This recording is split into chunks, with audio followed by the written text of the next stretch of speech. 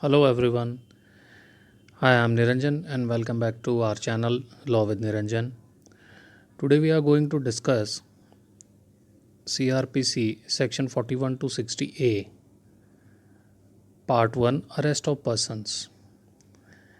In this part today we are only going to discuss the meaning and types of arrest. So let's start with this. Now, what is the meaning of arrest? The code has not defined the term arrest. Actually, the main problem is this that in this code it is not defined arrest. हमारे इस code में arrest की कोई भी definition नहीं दी गई है. कुछ अदर एक्ट्स हैं, अदर जर्नल्स हैं, वहाँ पर हमें अरेस्ट की डेफिनेशंस मिलती है. In general sense arrest means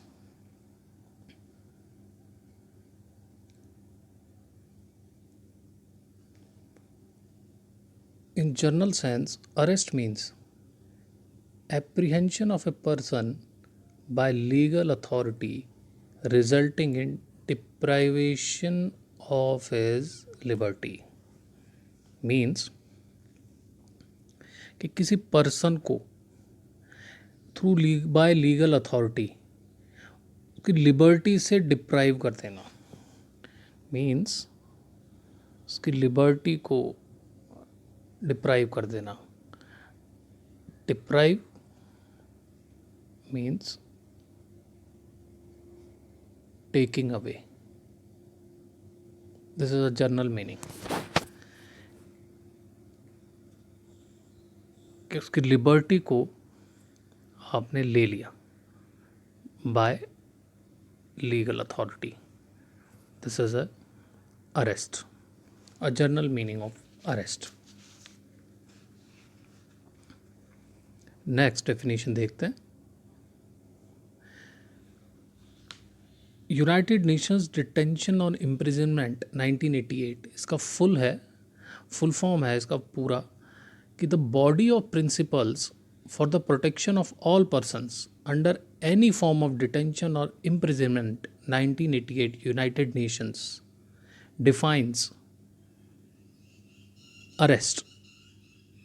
So the definition of arrest according to, in short, United Nations Detention or Imprisonment 1988 is the act of apprehending a person for the alleged commission of an offense or by the action of an authority. Once again, United Nations Detention or Imprisonment 1988 के according arrest की definition ये बताई गई है कि the act of apprehending a person for the alleged commission of an offence और by the action of an authority. By the action of an authority means किसी भी पर्सन को अगर वो उसने कोई क्राइम ऑफेंस किया है उसको एप्रीहेंड करना, उसको पकड़ना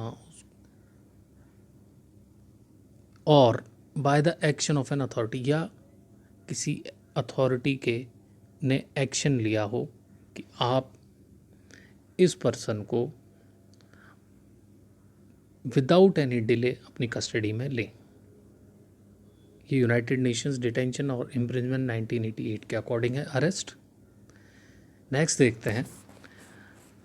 हल्सबरी, according to Halsbury laws of England, the word arrest when used in its ordinary and natural sense means, according to Halsbury's laws of England, the word arrest जब यूज होगा कब, अपनी ऑर्डिनरी और इन नेचुरल सेंसेस, तो means apprehension, restraint, deprivation of one's personal liberty. Means, according to Halsbury's laws of England, what is the definition of arrest? The definition of arrest, according to Halsbury laws of England, is arrest word जो है वो use होगा अपने ordinary और natural sense में. How? किसी person की personal liberty को एप्रीहेंड किया जाए, रिस्ट्राइंट किया जाए या डिप्राइव किया जाए, यानी उसको ले ली जाए, उसको रोक दिया जाए या उसको बताया जाए कि yes now you are in our custody, अब आप यहाँ से आगे नहीं जा सकते, या आपकी जो पर्सनल लिबर्टी है, जो आप अभी तक घूम फिर रहे थे, अपना जो भी आप वर्क कर रहे थे वो ना करके अब आप हमारी कस्टडी में रहेंगे. तो it's a simple layman language में समझ लेते हैं कि ये तो चलो बात हुई कि भाई कोड ने हमारे CRPC ने अरेस्ट की कोई पर्टिकुलर डेफिनेशन नहीं दी है. अरेस्ट का हमने मीनिंग देख लिया कि apprehension of a person by legal authority in deprivation of his liberty. United Nations 1988 according ये बताता है कि ऑफेंस होने पर या कोई एक्शन होने पर अथॉरिटी का, तो आपको अरेस्ट किया ये जा सकता है. हॉल्सबरी लॉज ऑफ इंग्लैंड कहता है कि जो अरेस्ट है अपने ऑर्डिनरी और नेचुरल सेंस में अगर ये वर्ड यूज़ होगा तो उसका मीनिंग होगा कि एप्रीहेंड हो, रेस्ट्राइंट हो, डिप्राइवेशन हो किसी पर्सन की पर्सनल लिबर्टी का. एक जनरल सेंस में हम देख लेते हैं कि अरेस्ट का मीनिंग क्या है. अरेस्ट का मीनिंग होगा किसी पर्सन की पर्सनल लिबर्टी को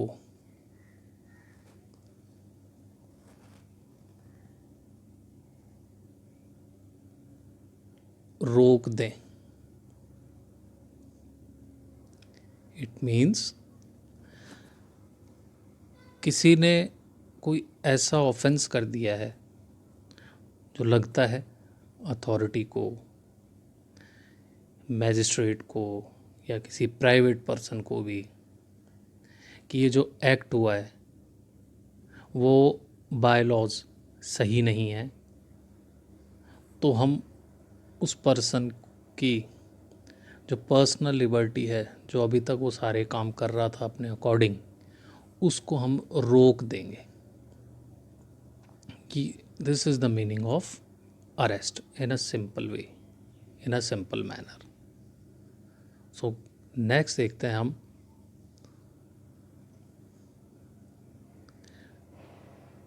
to types of arrest.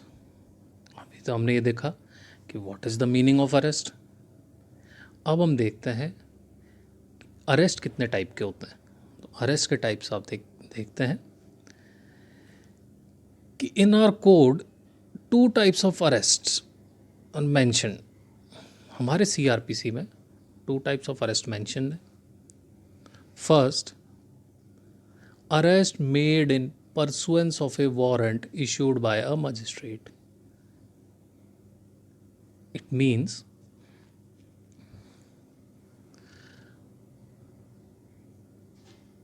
arrest with warrant by magistrate. इससे क्लियर हुआ कि फर्स्ट टाइप है हमारा कि अरेस्ट होगा वारंट के साथ, यानी मैजिस्ट्रेट इशू करेगा एक वारंट कि सो एंड सो पर्सन को अरेस्ट किया जाए, उसको गिरफ्तार किया जाए, लेकिन वारंट के साथ. वारंट इशू करेंगे मजिस्ट्रेट कि सो एंड सो पर्सन को आप अरेस्ट करें. सेकंड देखते हैं, arrest made without such warrant but made in accordance with some legal provision permitting such an arrest. It means second जो होगा अरेस्ट, वो होगा अरेस्ट विदाउट वारंट। इसका क्या मीनिंग हुआ? फर्स्ट तो हमने देखा था कि फर्स्ट अरेस्ट हो रहा था वारंट के साथ, और सेकंड अरेस्ट क्या है? विदाउट वारंट के साथ। यानी फर्स्ट टाइप का जो अरेस्ट हुआ उसके लिए हमें वारंट होना चाहिए, सेकंड टाइप का जो अरेस्ट बताया गया वो बताया गया विदाउट वारंट। कैसे? मान लो ऐसा कोई क्राइम हो गया है जिसमें अरेस्ट वारंट की ज़रूरत नहीं है, उसमें कोई पुलिस या कोई प्राइवेट पर्सन या मैजिस्ट्रेट को लगता है कि ये एक्ट रॉन्ग हुआ है, इसमें इमीडिएट एक्शन की नीड है, तो हमें वारंट की ज़रूरत नहीं होगी, लेकिन कुछ लीगल प्रोविजंस के साथ आपको अरेस्ट करना है। फर्स्ट टाइप ऑफ जो अरेस्ट होता है वो जो होता है वो किसके थ्रू होता है? वो होता है पुलिस के थ्रू।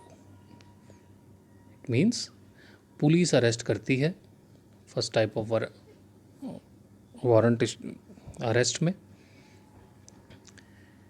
इसमें मैजिस्ट्रेट, वंस अगेन हम देख लेते हैं, मैजिस्ट्रेट इशू करता है वारंट, वो पुलिस को देता है एंड पुलिस उस पर एक्शन लेती है। जो सेकंड टाइप का अरेस्ट है वो पुलिस भी कर सकती है, एक प्राइवेट पर्सन भी कर सकता है और एक मैजिस्ट्रेट भी कर सकता है।